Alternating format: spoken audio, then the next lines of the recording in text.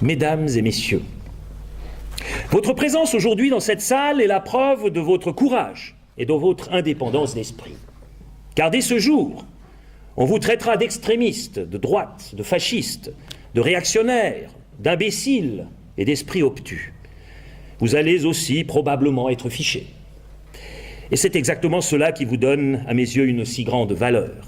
En effet, vous ne vous laissez prescrire par personne avec qui vous avez le droit de vous rencontrer et qui vous avez l'autorisation d'écouter. Lorsque j'ai décidé récemment de me rendre à Cologne, toute la presse suisse, dégoulinante de sentiments politiquement corrects, a titré « Freysinger va s'adresser à des extrémistes de droite ». Eh bien, si vous étiez d'extrême droite, il vous faudrait quitter la partie gauche de cette salle et vous masser en face. Cela pourrait cependant s'avérer impossible, tant votre paralysie du côté gauche empêcherait probablement tout mouvement brusque à droite.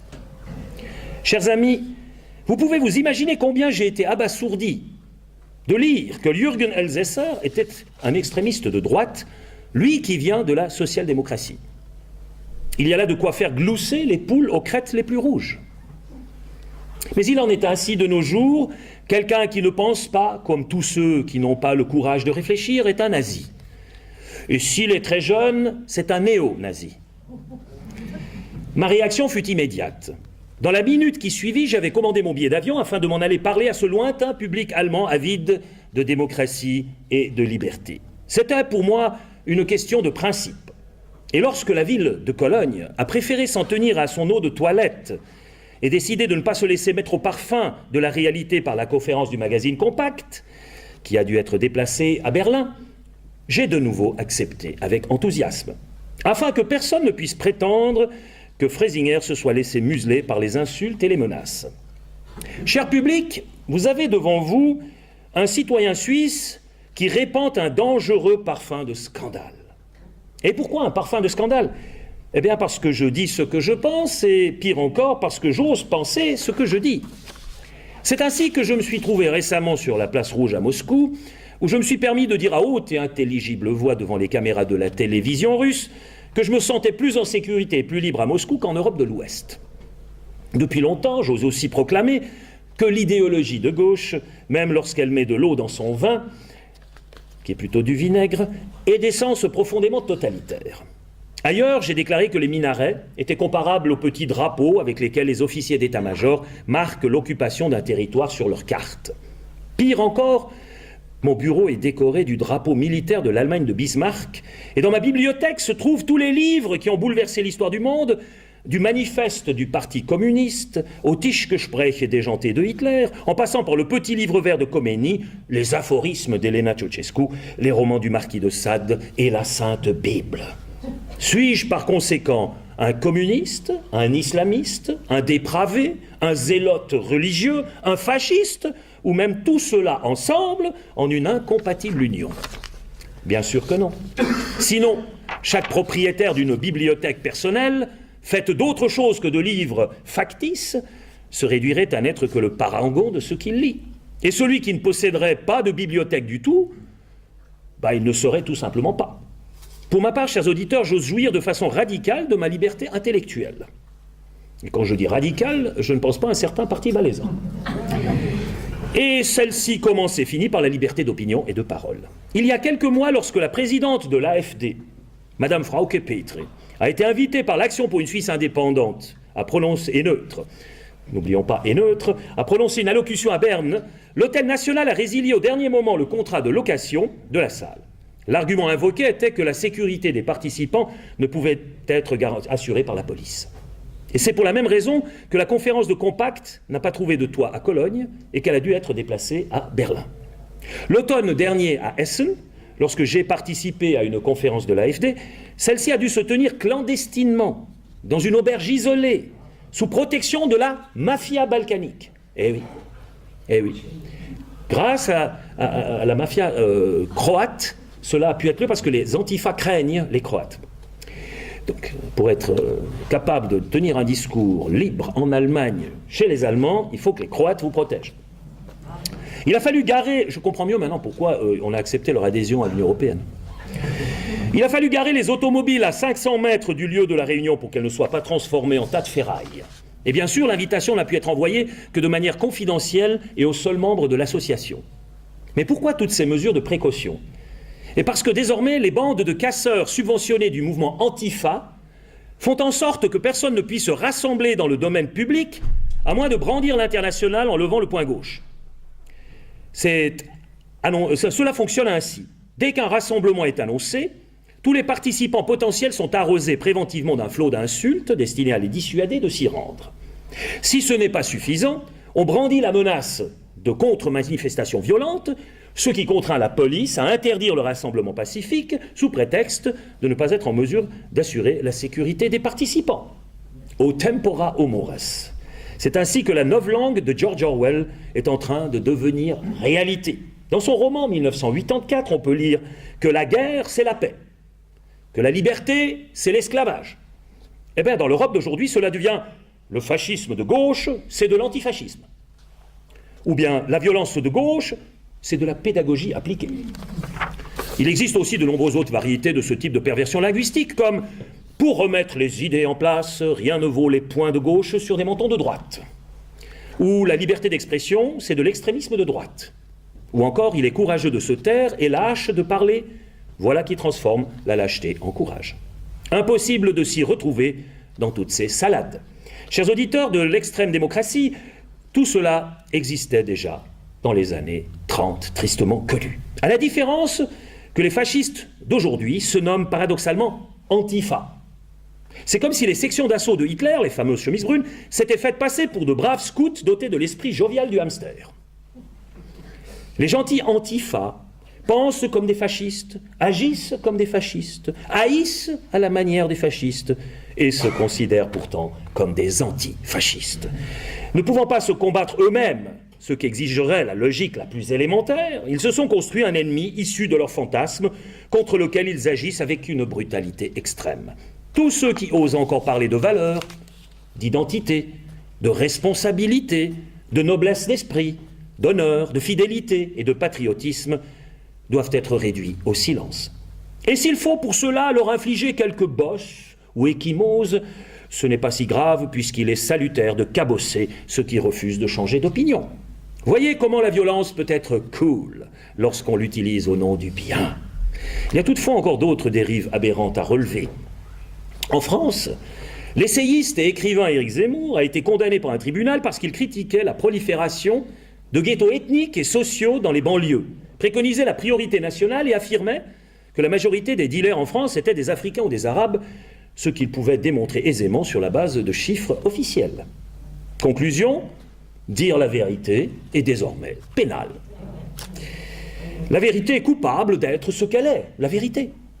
Seul le mensonge est absous puisque lui, au moins, est utile à l'instauration d'un totalitarisme insidieux et sans visage. Je ne peux de toute façon que confirmer sur la base de statistiques de mon canton d'origine, où je fonctionne entre autres comme ministre de la Sécurité publique, que dans mes prisons se tiennent plus de 70% de criminels importés ne disposant pas du passeport suisse. Dans 2 cantons voisins, ce pourcentage dépasse même les 80%, et aux dernières nouvelles, à Genève, c'est plus de 90%. Si l'on réalise que le coût le plus modeste d'une journée de prison est environ 300 francs, et c'est le prix politique, et qu'il peut monter en cas de mesures complémentaires jusqu'à 1500 francs par jour, on comprend que les citoyens croulant sous le poids des impôts ne peuvent que souhaiter ardemment l'expulsion des criminels récidivistes vers leur pays d'origine. Et pourtant, presque personne n'ose plus proclamer ouvertement son mécontentement depuis que les dirigeants et les médias de l'Union européenne aux ordres de l'OTAN répriment les derniers esprits libres par l'opprobre public et les tribunaux. Le sort de personnalités comme Julian Assange et Edward Snowden est révélateur de cette évolution. Quand les intérêts majeurs du lobby américain de l'armement sont en jeu, on ne plaisante plus. Celui qui s'écarte de la ligne officielle est qualifié de traître et risque d'être condamné à la prison à vie. Or, Snowden est-il un mauvais Américain et un traître parce qu'il a révélé à quel point son pays est devenu l'otage d'une mafia sans scrupules qui répand la mort et la ruine, non seulement partout dans le monde, mais également en Amérique. Il suffit de considérer la paupérisation croissante de couches sociales toujours plus nombreuses aux États-Unis même, précisément ceux qui ont voté Trump, à la violence qui y règne et au fait que plus de prisonniers végètent actuellement dans les prisons de ce pays que du temps du goulag en Union soviétique pour s'en convaincre. Et c'est ce modèle inhumain, ce système schizophrène, que nous autres Européens devrions adopter servilement sans opposer la moindre résistance. Nous faut-il, en bon laquais du lobby des armes américains, continuer d'accepter la mise sous coupe réglée de nos banques et la déstabilisation de notre société par l'invasion massive venant du Sud, organisée sciemment par les satrapes de l'OTAN? Devons-nous fermer les yeux sur la façon dont nos traditions sont systématiquement bafouées, nos institutions sociales pillées et notre sécurité sacrifiée? Je réponds avec force et conviction qu'il est temps de réagir, qu'il faut stopper ce cercle vicieux de la décadence. Et je suis prêt à en payer le prix, bien que la vérité n'ait pas de prix. En tout cas, pas d'autre prix que toutes les brimades que moi et ma famille avons dû subir durant de nombreuses années, comme l'incendie criminel de ma maison, les pires injures et diffamations, les crachats au visage et le harcèlement moral continuel. Même en Suisse, où l'on peut pourtant, heureusement, encore devenir ministre si l'on est capable de résister aux pressions. Or, si une telle chose est possible, c'est parce qu'en Suisse, c'est le peuple qui élit les membres des gouvernements cantonaux et qui l'élit parfois de manière surprenante, un énergumène à queue de cheval qui ose encore dire ce qu'il pense et se permet de dénoncer les mensonges de certaines élites dévoyées. La masse silencieuse le soutient, cet énergumène, parce qu'il exprime ouvertement ce que le simple citoyen n'ose même plus penser, de peur de penser trop fort, ou alors seulement sous la couette, comme s'il écoutait Radio Londres du temps d'Hitler.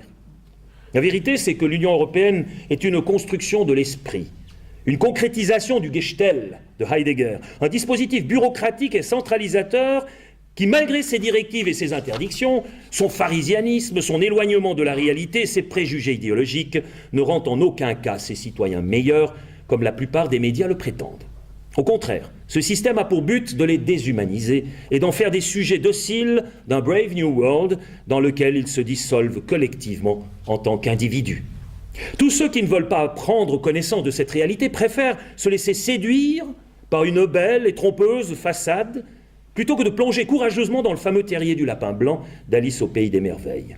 Ils se contentent du petit écran dans leur salon au lieu de jouer le rôle principal dans la réalité de leur vie vécue. D'ailleurs, en ce qui concerne la vérité, la chose n'est pas si simple. Les gens aiment répéter qu'ils sont pour la vérité. Tout le monde est pour la vérité, mais très peu la supportent.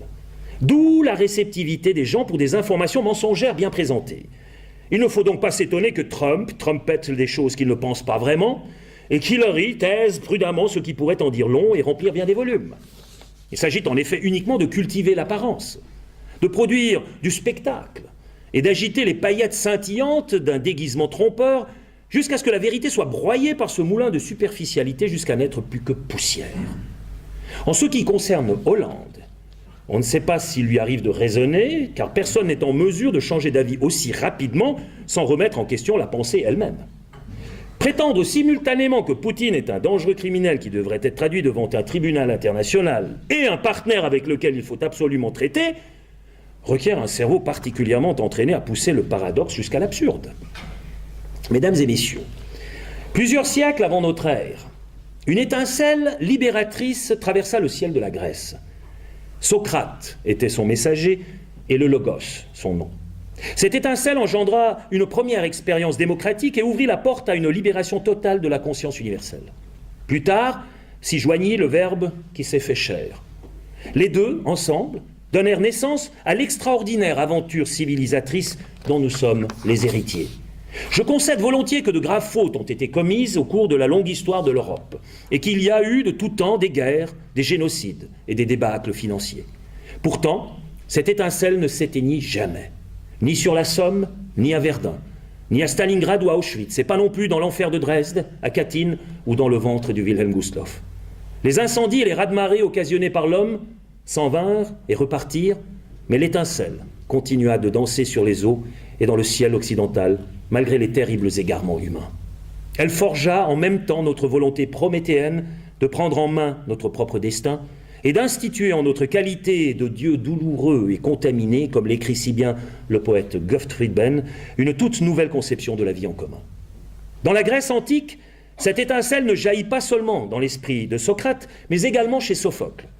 Elle se révèle à nous dans la furieuse querelle entre Antigone et Créon, cette homérique confrontation entre la démesure, l'hybris du demi-dieu Créon et les lois tacites immémoriales d'Antigone auxquelles nous devons notre humanité.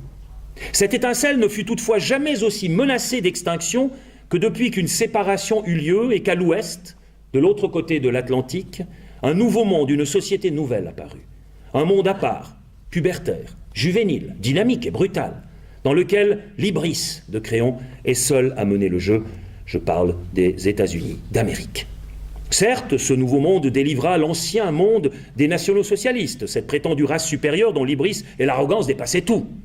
Mais si l'Amérique fit tomber ce régime totalitaire, c'était avant tout comme un Dieu vengeur qui ne peut tolérer aucun autre Dieu à ses côtés.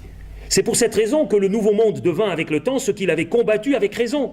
Un maître du monde brutal, un bourreau que la grande prostituée de Babylone emportera dans son apocalypse. Ça, j'ai écrit avant de savoir qu'elle ne serait pas élue. Du temps de la guerre froide, on pouvait encore comprendre que l'on en vienne à la guerre de Corée et du Vietnam et à la crise de Cuba, car il s'agissait de combattre le totalitarisme inhumain du bloc communiste afin de libérer des peuples opprimés. Mais après la chute du mur de Berlin et l'effondrement du communisme, alors que la paix devait sourire à l'humanité, de nombreux foyers d'incendie comme la guerre de Yougoslavie, l'Irak, l'Afghanistan, la Libye, la Syrie, le Yémen et l'Ukraine, et j'en passe, s'embrasèrent. Les États-Unis d'Amérique, devenus depuis la fin de l'Empire britannique la plus grande puissance mondiale, aspirèrent alors à la domination du monde qu'avaient tant recherché les nazis. La loi du plus fort fut appliquée sans ménagement par les anglo-saxons, elle l'est encore à ce jour. L'élite américaine, contaminée par le matérialisme le plus féroce, n'a ni time ni money pour se plier aux lois immémoriables d'Antigone et de Goethe. « Fuck the EU », déclara Victoria Noland en relation avec la crise ukrainienne. Cette façon de s'exprimer tout à fait américaine est un programme assez clair qui révèle bien comment les USA conçoivent leurs relations avec leur « dearest partner ». Même la Suisse souffre depuis des années 90 du siècle dernier du désir de puissance des anglo-saxons qui se sont donné pour objectif la destruction de la place financière helvétique sous le prétexte du blanchiment de l'argent sale, bien que la Suisse dispose des lois les plus sévères dans cette pratique. Pendant ce temps, au Delaware, au Nevada, au Jersey, à Guernsey, les tumblers des blanchisseries débarrassent des milliards de billets de banque de leurs taches de sang en les aspergeant à profusion de l'eau bénite de la political correctness. Depuis la fin de la Deuxième Guerre mondiale, les États-Unis d'Amérique arrosent de nombreux pays de leurs bombes, exécutent des milliers d'adversaires à l'aide de leurs drones, à la manière de vulgaires tueurs à gages, sans se salir les mains et sans aucun risque, espionnent leurs prétendus alliés et les font chanter, fabriquent des monstres comme Al-Qaïda et l'État islamique, qu'ils noient ensuite dans le sang, et mettent au pouvoir des islamistes comme en Égypte pour les renverser à nouveau dès qu'ils tentent d'échapper à leur contrôle. Ils prétendent être les gendarmes du monde et ne font pourtant que créer le chaos, car leurs actes ne sont pas destinés à rendre service à l'humanité, mais à la réduire à l'esclavage. Que les pays européens soient partie prenante de cette politique ignominieuse dans le cadre de l'OTAN prouve la décadence morale affectant la vieille Europe. Voilà comment l'étincelle de la démocratie est menacée d'extinction dans nos cœurs. Souvenez-vous des phrases mémorables de Nietzsche dans son texte « L'homme fou ». Où nous emporte notre course? Loin de tous les soleils? Ne nous abîmons-nous pas dans une course permanente? Est-ce en arrière, de côté, en avant, de tous les côtés? Est-il encore un haut et un bas? N'errons-nous pas comme à travers un néant infini? L'espace vide ne répand-il pas son souffle sur nous? Ne s'est-il pas mis à faire plus froid? La nuit ne vient-elle pas continuellement et toujours plus de nuit? Et où tombe cette nuit-là, si ce n'est en nous-mêmes? Dans nos cœurs, lorsque nous croyons être la mesure de toute chose?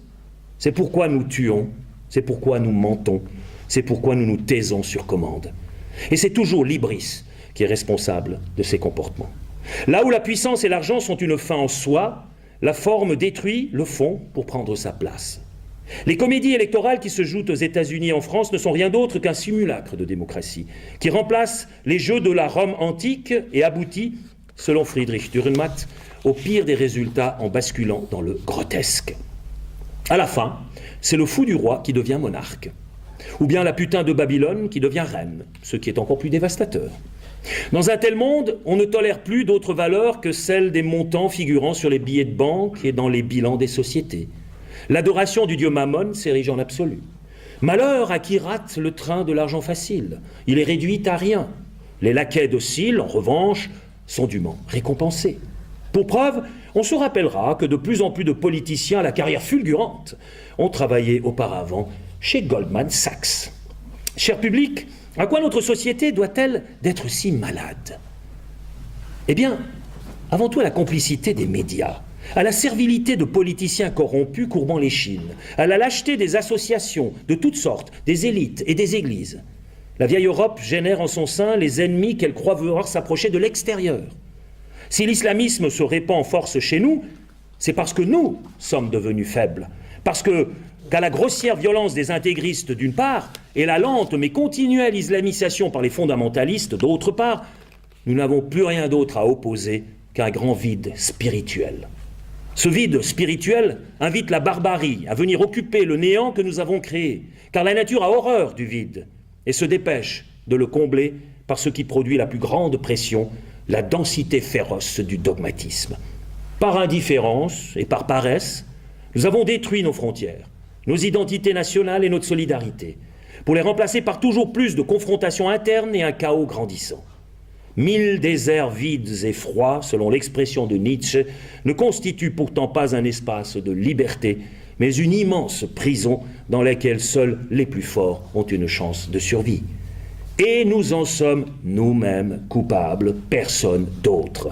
Tandis que nous courons aveuglément après nos bonnes résolutions et nos intentions louables, l'islamisme impose brutalement sa feuille de route parce qu'il a un but et qu'il s'apprête à tout soumettre à ce but.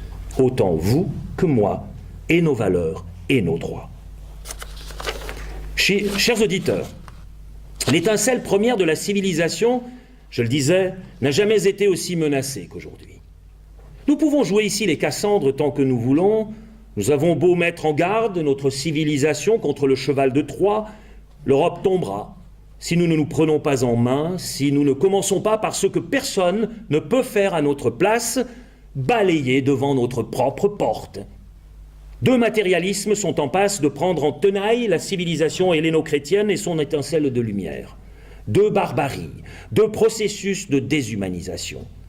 L'abolition de l'homme, annoncée par C.S. Lewis, poursuit inexorablement sa marche, tandis que nous restons paralysés comme la souris devant le serpent.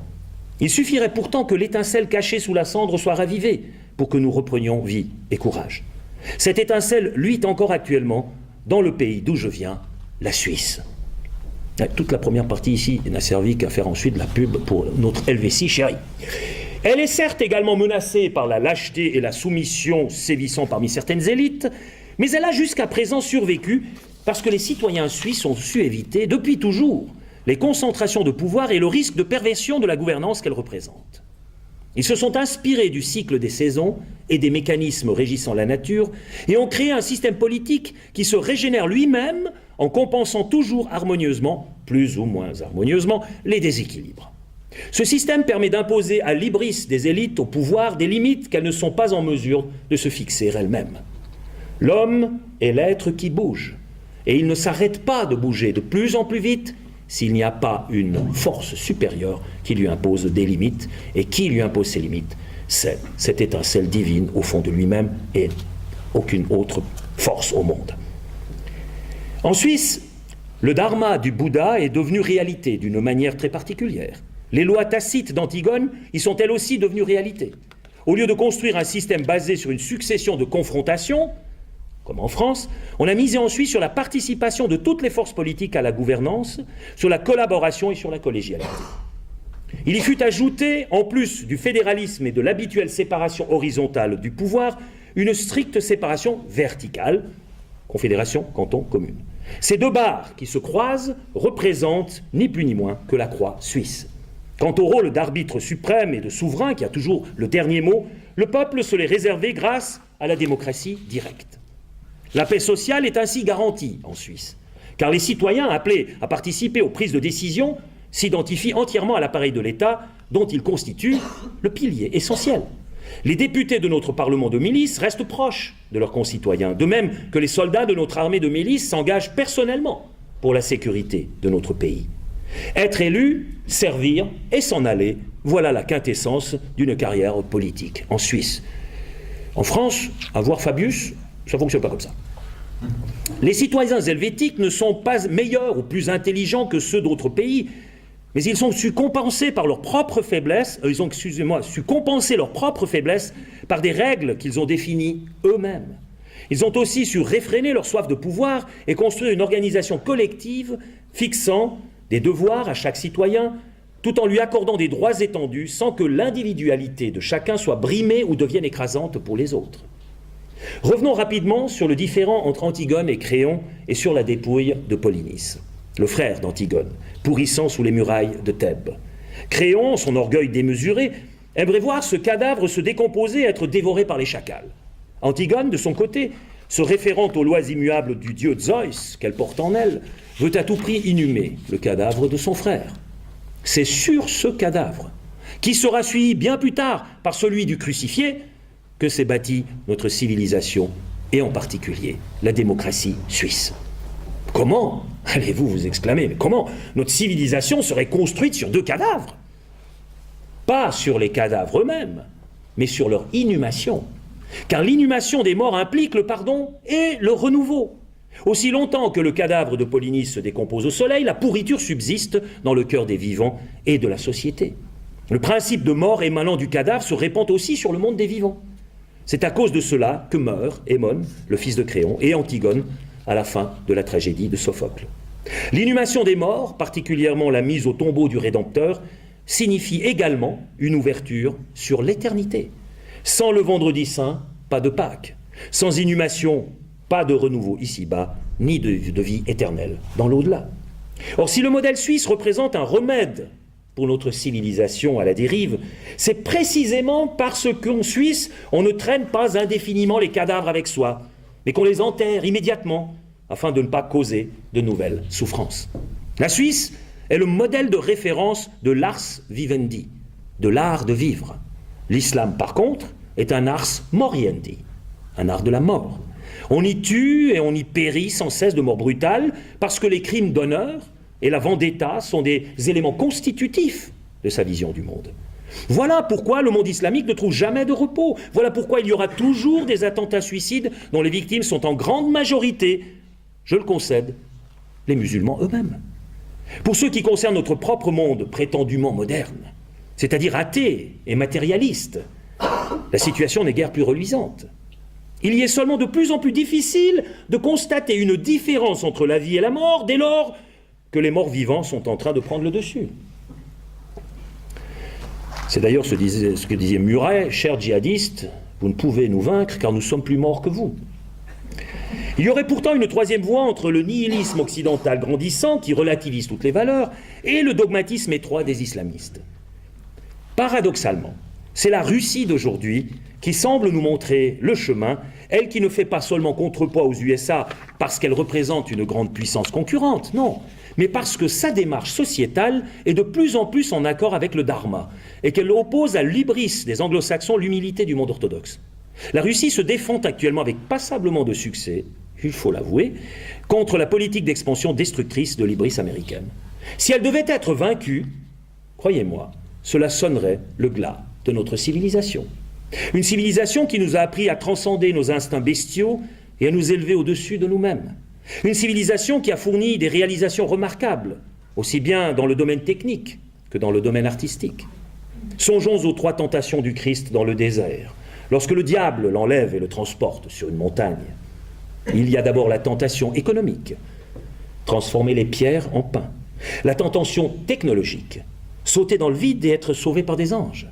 Et la tentation politique, se prosterner devant le diable pour devenir maître du monde. Le Christ résiste à toutes les 3, car son pouvoir est autre. Devant lui, les plus belles fleurs rhétoriques du démon se fanent. Or, ces 3 tentations sont précisément les hérésies actuelles auxquelles la société européenne moderne a succombé. Notre croyance en la toute-puissance de l'économie et de la technologie, en combinaison avec notre soumission à une concentration de pouvoir se suffisant à lui-même, nous mène vers l'esclavage et la déshumanisation. Ce qui nous attend, c'est une existence passive au service de demi-dieux autoproclamés qui, à mesure qu'ils croient soumettre la nature, deviennent ses esclaves, comme C.S. Lewis l'a très justement décrit dans son essai « The Abolition of Man ». La liberté que nous apporte le Christ est tout autre. Elle ne connaît pas de frontières et ne pose pas de conditions. Elle est créatrice d'harmonie et se fonde respectueusement sur les enseignements de la nature. Elle ne fleurit nulle part ailleurs que dans le cœur aimant des hommes. À force d'être usés par un usage inapproprié, les concepts de liberté, d'égalité et de fraternité s'avèrent eux aussi incapables de se substituer à un cœur aimant sans réserve. En effet, la liberté sans amour du prochain dénature la fraternité par l'individualisme et le matérialisme et corrompt l'égalité par l'envie et la jalousie. Pour que notre humanité ne soit pas prise en tenaille entre deux extrêmes, entre deux matérialismes, nous devons revenir à nos valeurs essentielles et combler le vide qui s'est formé dans nos cœurs. Thucydide, lui aussi un penseur de la Grèce antique, nous fait savoir par-delà les siècles que la force d'une cité ne réside ni dans ses murs, ni dans ses navires de guerre, mais dans le caractère de ses habitants. Or, ce n'est pas faire preuve de caractère que de vouloir plaire à tout le monde, de s'incliner devant les puissants et d'accepter que n'importe quel comportement déviant puisse devenir la norme. Avoir du caractère, c'est résister à la superficialité, à la facilité, à la vulgarité. C'est ne pas se considérer comme des dieux, simplement parce que nous avons fait tomber le Dieu de nos pères de son socle. C'est devenir des êtres humains, humains à part entière. Or, qu'est-ce qui nous aidera à retrouver cette voie vertueuse? Ce sont les lois tacites, immémoriales en nous.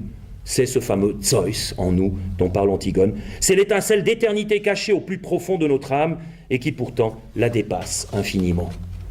Seule cette étincelle divine nous rend vraiment libres parce qu'elle échappe à tout contrôle et qu'elle ne dépend ni du temps ni de l'espace.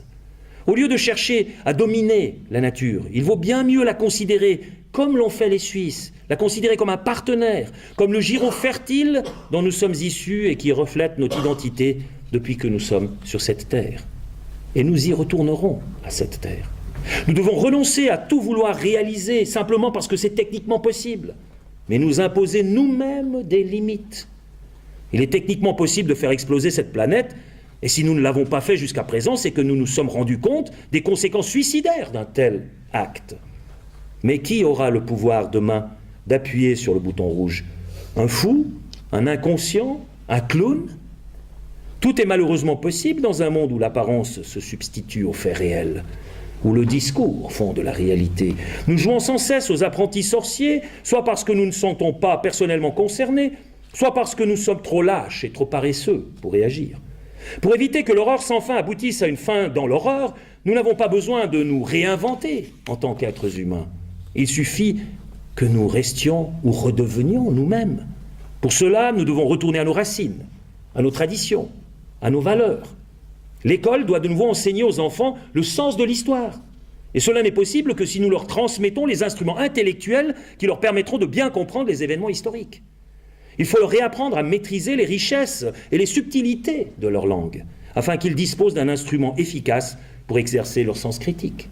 Une bonne maîtrise du verbe ne résout certes pas tous les problèmes existentiels, mais elle fait de nous des êtres humains. N'oubliez pas, au commencement était le Verbe, et il s'est fait chair dans chacun d'entre nous par la grâce d'une étincelle qui ne s'éteint jamais. Où l'on ne prend pas soin du Verbe, la chair vive reprend le dessus et les bourreaux de l'humanité recommencent à aiguiser leurs couteaux.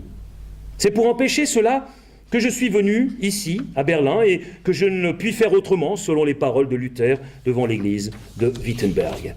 Chers auditeurs, permettez-moi, pour conclure mes propos, de formuler quelques thèses fondamentales. Elles sont au nombre de 7, chiffres sacrés, comme vous le savez. 1. L'avenir de l'Europe réside dans l'Europe elle-même et non pas dans la soumission à l'empire américain ou quelque empire que ce soit. 2. La richesse de l'Europe se trouve dans sa diversité. Or, la diversité offre un choix, et ce choix nous donne la liberté. 3. Une Europe des nations sur la base du modèle suisse est par conséquent la seule solution possible pour sortir de l'impasse actuelle. Le centralisme, le nivellement par le bas et le refus identitaire ont montré leurs limites. Il doit faire place à un sentiment de fierté retrouvée, d'entités à dimension humaine qui coopèrent entre elles et se sont développées historiquement c'est-à-dire les États-nations. 4. L'avenir de l'Europe réside dans la coopération avec la Russie et non dans la confrontation avec le monde orthodoxe, dont les valeurs sont en conformité avec les nôtres parce qu'elles s'abreuvent aux mêmes sources. 5. L'actuel comportement élitaire des fonctionnaires du pouvoir doit faire place à des mécanismes démocratiques permettant au peuple de participer aux décisions qui déterminent leur destin avant qu'il ne soit trop tard. 6. La liberté de réunion et d'expression doit être rétablie. 7. La culture, l'histoire et les valeurs de notre civilisation occidentale doivent de nouveau être enseignées et respectées afin que l'Europe retrouve son âme et ne tombe pas de plus en plus bas jusqu'à devenir le parking du supermarché mondialisé. Terme que j'ai piqué à Slobodan Despot. Cher public, ces 7 thèses ne sont ni révolutionnaires ni tombées du ciel. Elles constituent tout simplement un retour aux valeurs intrinsèques de notre civilisation plurimillénaire. Elles nous montrent la voie vers un avenir empreint de dignité. Vive la liberté, merci de votre attention.